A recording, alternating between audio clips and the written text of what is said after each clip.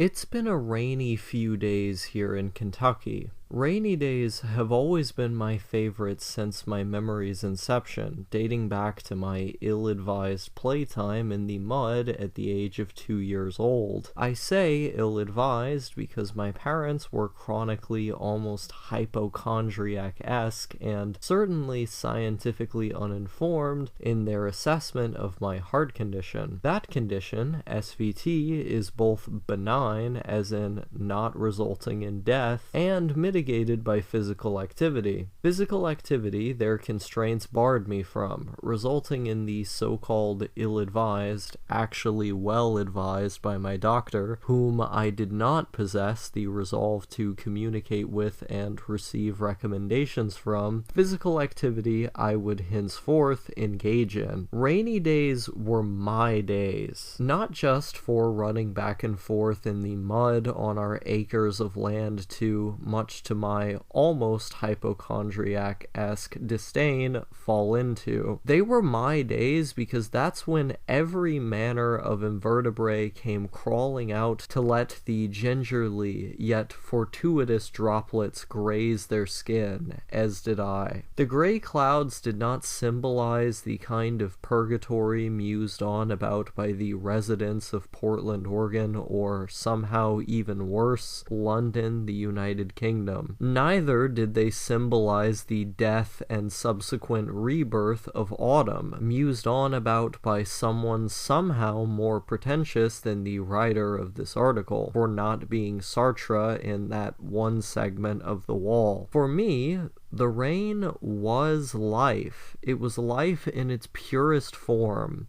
Autistic eye strain abetted and aside, the amount of creatures evading its graze, followed by those seeking its graze, offered me a perspective on the many shades of life, not through the changing of season, but through the changing of weather, the smallest of which seemed to even the tree leaves bustle with life for each droplet that flowed toward the ever-evolving river, one that no matter how many times I encountered would, with this mere change, I'd never step into the same way, twice. Recently, I tried moving to the city, multiple times in fact, in efforts to find density, things to see, and hopefully out of that, someone to be.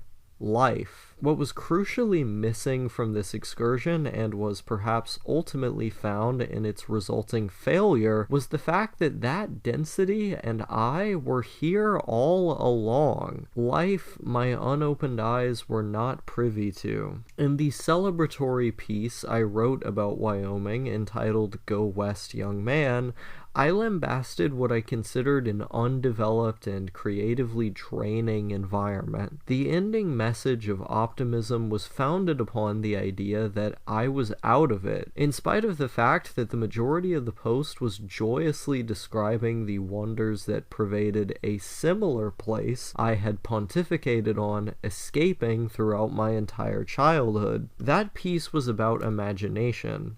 It was about seeing beauty in the mundane.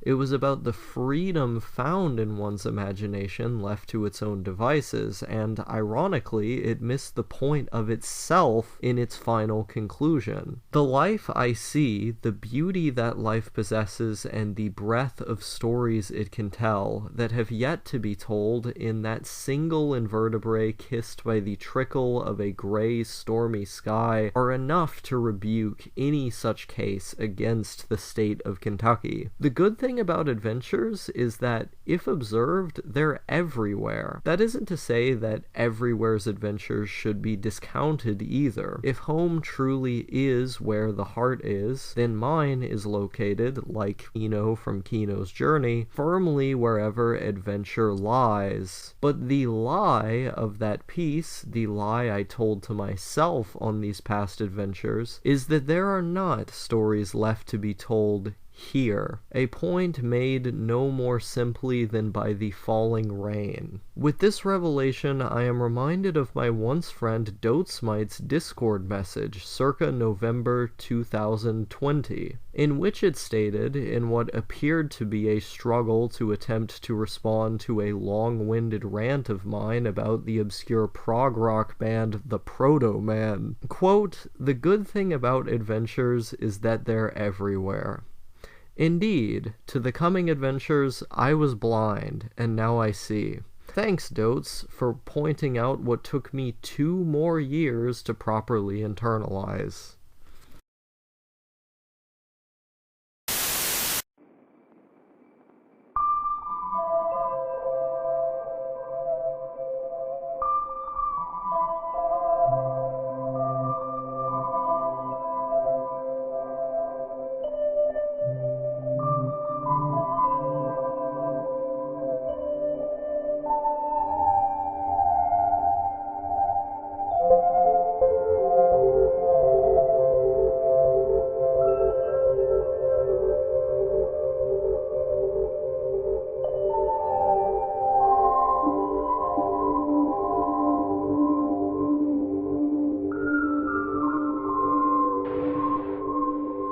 All it does is rain here. For the past week or so, we've been getting nothing but rain. I tend to like to sit here, right on this couch in the kitchen by the window, just watching the waterfall. It's kind of therapeutic in a way. Just sitting there and seeing how many times the water can fall down onto a leaf until the rain inevitably stops. There's something kind of special about seeing those gray clouds come about when normally, when the sun is out, everything's blue and yellow, and I can't really stand any of that. I always seem to like it when the rain starts.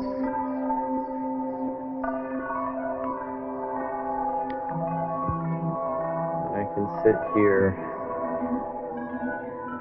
and watch the rain.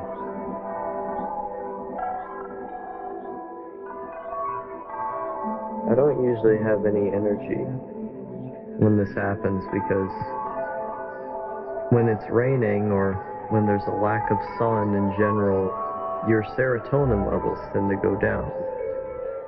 And I don't think I'm really bothered by this because that's every day for me, you know? Every day I don't have enough of these imaginary chemicals that psychologists have come up with, you know? So what does it matter to me when those chemicals are being depleted in the name of beauty?